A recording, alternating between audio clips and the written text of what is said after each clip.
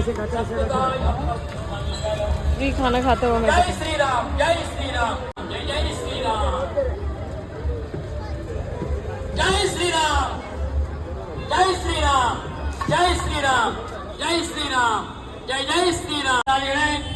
ನಾವು ಮದುವೆಯಲ್ಲೂ ಸಹ ತಲೆಂಬ್ರಾಗಳು ಅಂತೇಳಿ ತಲೆ ಮೇಲೆ ಅಕ್ಷತೆ ಹಾಕ್ತೀವಿ. ಆದ್ರೆ ಏನು ಪರಶುರಾಮ ಹೊಟ್ಟೆಯಲ್ಲಿದ್ದಾಗ ವೇದಾಭ್ಯಾಸ ಮಾಡ್ತಾ ಇರ್ತಾನೆ. ಯಾರು ಜಾಲಜ್ಞ ಈ ಬಾಣಿದಾಗ ಕೂದಲು ಹೋಗಿದ್ದಾಗ ಈ ರೇಣುಕಾದೇವಿ ಬಂದು ಆ ಬಾಣಿನೆಲ್ಲ ಹಾಚ್ಕೊಂಡು ತಂದು ಕೊಡ್ತಾ ಇದ್ರೆ ಹೊಟ್ಟೆಯಲ್ಲಿ ಆ ಪರಶುರಾಮ ಇರ್ತಾನೆ. ಇದ್ದಾಗ ಈ ಕಾಮದಕ್ಕೆ ಹೇಳ್ತಾನೆ ಸೂರ್ಯನಿಗೆ, ಏನಯ್ಯ ಬಹಳ ಬಿಸಿ ಸೆಕೆ ಆಗ್ತಾ ಇದೆ, ಹೇಗೆ ಈ ತರ ಮಾಡ್ತೀಯ ಅಂತ.